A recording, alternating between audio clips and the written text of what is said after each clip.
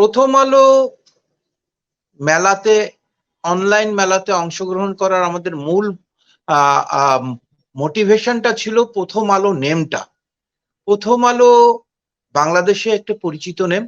আমরা প্রতিদিন সকালবেলায় পার্টিকুলার ওই ডের খবরাদি, ওই ডেতে আমার পার্টিকুলার কিছু যদি রিকোয়ারমেন্ট থাকে, আমি আসলে নাস্তার টেবিলে বসে সকালবেলায় প্রথম যে পত্রিকাটার সাথে পরিচিত হই, যে মিডিয়ার সাথে পরিচিত হই, সেটা হচ্ছে প্রথম আলো। আমি শুধু না, বাংলাদেশে প্রথম আলো অনলাইন এবং প্রথম আলো পত্রিকা, এটার গ্রাহকের সংখ্যাই সবচেয়ে বেশি। সচেতন পাঠক যারা আছে, সচেতন যারা অনলাইন সাবস্ক্রাইবার আছে, তারা আসলে প্রথম আলোকে ফলো করে। তো আমার মোটিভেশন ছিল, আমি যদি প্রথম আলোর এই মেলায় অংশগ্রহণ করি, আমার পণ্য সর্বাধিক প্রচারিত হবে, মানুষের কাছে পৌঁছবে আমার কথাটা।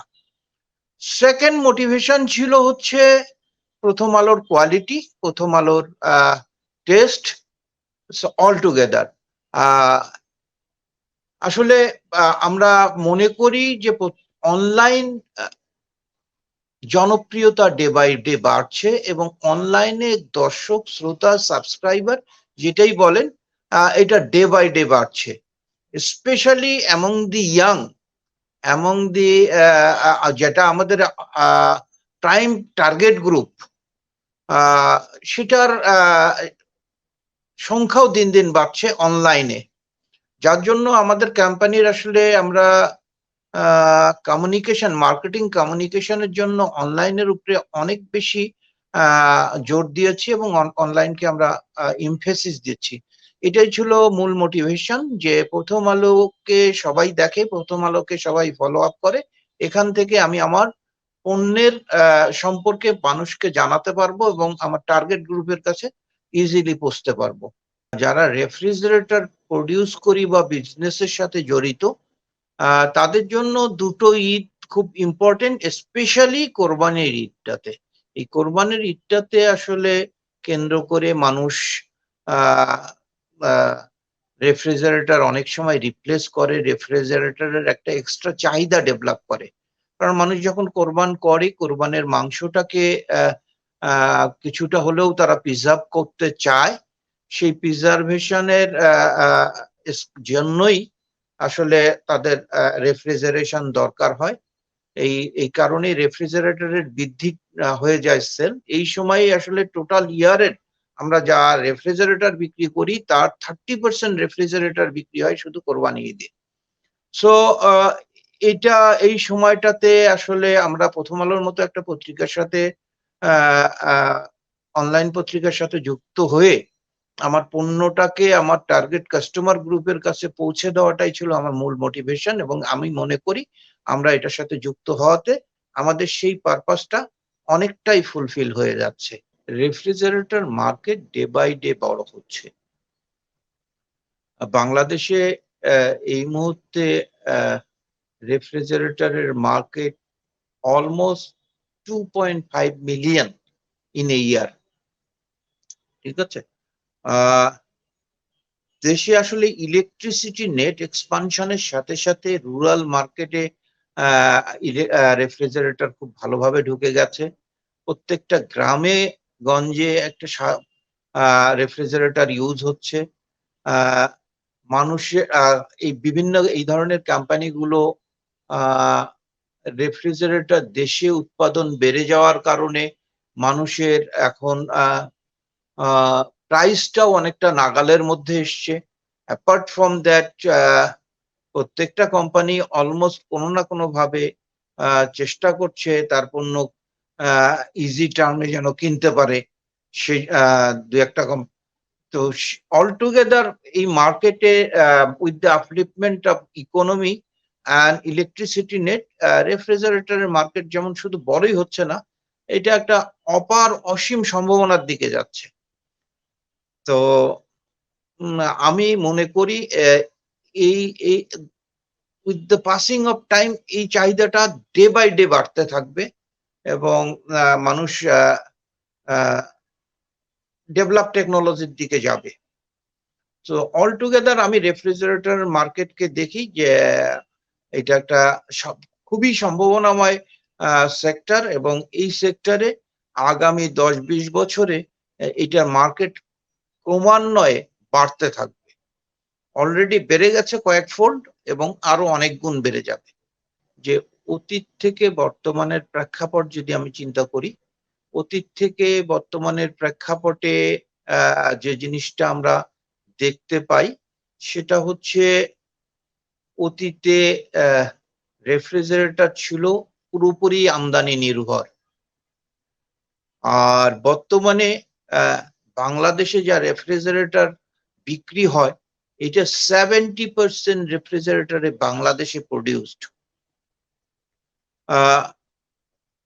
অতীতে মার্কেটটা ছিল হচ্ছে আরবান নির্ভর, এখন মার্কেটটা ইভেন রুরাল লেভেল পর্যন্ত ছড়িয়ে গেছে।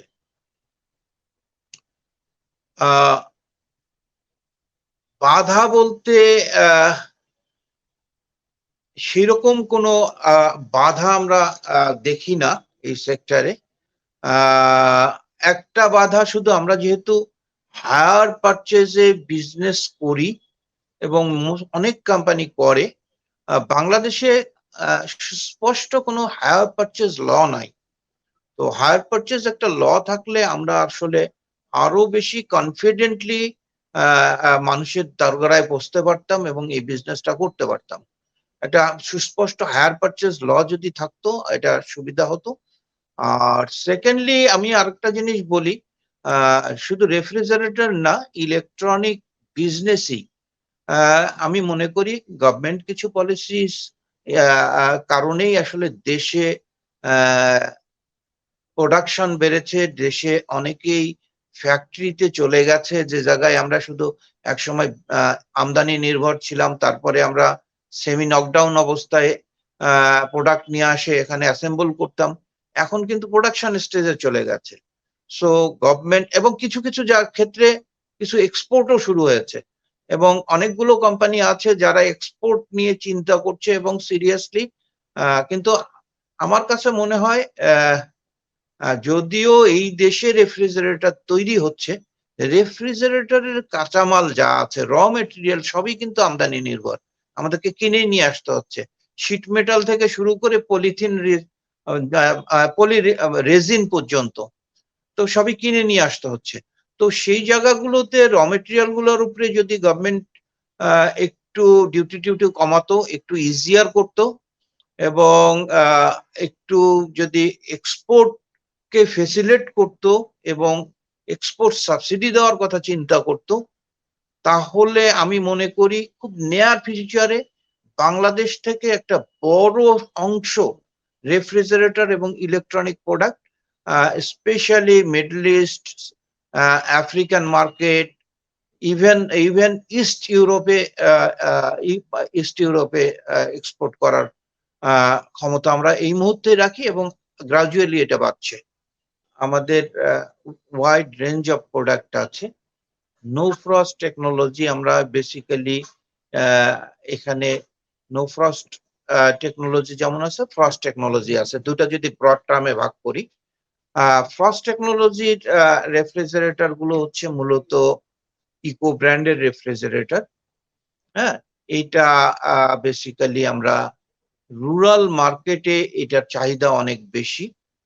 হ্যাঁ, কারণ রুরাল মার্কেটে এরা first level of buyer, mostly first level of buyer যারা আছেন, এবং তারা একটু সাশ্রয়ী মূল্যে একটা ভালো প্রোডাক্ট কিনতে চান, তাদের জন্য আমরা এই প্রোডাক্ট গুলো সাজেস্ট করি। যারা কিনতে চান তাদের জন্য এই প্রোডাক্ট গুলো সাজেস্ট করি। সেকেন্ড স্টেজে যেমন আপনি নো ফ্রস্ট রেফ্রিজারেটর, এটা চাহিদা বাড়ছে, অনেকেই যারা ইনিশিয়াল স্টেজে ফ্রস্ট রেফ্রিজারেটর ইউজ করছেন, তারপরে থেকেই তারা চিন্তা করেন নো ফ্রস্টে চলে আসবেন। নো ফ্রস্টের সুবিধা হলো এখানে আপনাকে বরফ জমাট বাঁধছে না, বাট আপনি যখন যেটা চাচ্ছেন প্রোডাক্ট আপনি ডিপ ফ্রিজ থেকে বের করে নিতে পারছেন, এই সময়টা কম লাগছে। বাট এই নো ফ্রস্টের সাথে সাথে আমরা যেমন এলজি ব্র্যান্ডে আছে, ন্যানো টেকনোলজি আছে, আল্ট্রাভায়োলেট রে টেকনোলজি আছে, মাল্টি ফ্লো আছে। এগুলো আসলে ডেভেলপ ব্র্যান্ড, যেগুলো মানে আপনি স্যামসাং এও আছে। হ্যাঁ, হায়ার ওয়ার্ল্ডের one of the largest home appliance company, তাদের প্রোডাক্টেও আসলে তারা বিভিন্নভাবেই চেষ্টা করেছে নতুন নতুন যে টেকনোলজি গুলো আছে, যে টেকনোলজি গুলো খাবারের মান দীর্ঘদিন সংরক্ষণ করার জন্য এবং অক্ষত রাখার জন্য কার্যকরী, সেগুলোকে ইনক্লুশন করার জন্য করা হয়েছে। সো আমাদের কাছে আসলে এই স্বল্প পরিসর সময় আমার কাছে মনে হয় ৫ টা ব্র্যান্ডের প্রত্যেকটা মডেল নিয়ে যদি আমি কথা বলতে চাই, এটা আসলে অনেক লং স্টোরি হবে। সো আমি শুধু এতটুকু বলতে চাই যে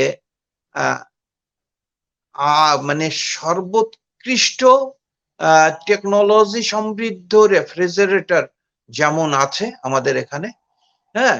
তেমনি আ আমাদের কাছে স্ট্যান্ডার্ড, যেটা দিয়ে আপনার পারপাস সার্ভ করবে, এরকম আ আ টেকনোলজি এবং আ পণ্যও আছে। বাট প্রত্যেকটা পণ্যই আপনাকে কোয়ালিটি পণ্য, এবং প্রত্যেকটা পণ্যেই আপনি আপনার স্বাদ এবং সাধ্যের সাথে মিলিয়ে কিনতে পারবেন, এবং প্রত্যেকটা পণ্যই আপনি আ আমরা ওয়েল সাপোর্টেড বাই ওয়ারেন্টি এবং গ্যারান্টি থাকছে, এবং আমাদের আফটার সেলস সার্ভিস, ইভেন আমরা বলি যে আমাদের কোনো ক্রেতা যদি আমাদেরকে কল করে কোনো কারণে, আমরা উইদিন 24 আওয়ার্স তাকে সার্ভিস দেয়ার মতো স্ট্রেংথ রাখি এবং আমরা সেখানে পৌঁছে যাই। আমরা উইদিন 24, আমাদের কোম্পানি পলিসি 24 আওয়ার্স এর মধ্যে আমরা কাস্টমারের যেকোনো কমপ্লেইনকে সাথে রেসপন্ড করব, এবং যত ইমিডিয়েট পারি সেই পণ্যটাকে অ্যাড্রেস করে সেটাকে আবার ওয়ার্কেবল করে তুলব। সো these are the আসলে main strength of butterfly service.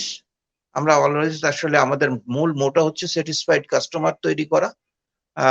Satisfied customer তৈরি করাই আমাদের মূল মোটো, এবং আমরা যার জন্য এই বিষয়গুলোতে টেকনোলজি থেকে শুরু করে payment system, service, so all together, এবং ইন স্টোর কাস্টমার এক্সপেরিয়েন্স সবগুলোকে অ্যাড্রেস করেই আমরা মার্কেটে আছি, এবং এগুলোকে কেন্দ্র করেই আমরা এগিয়ে যেতে চাই।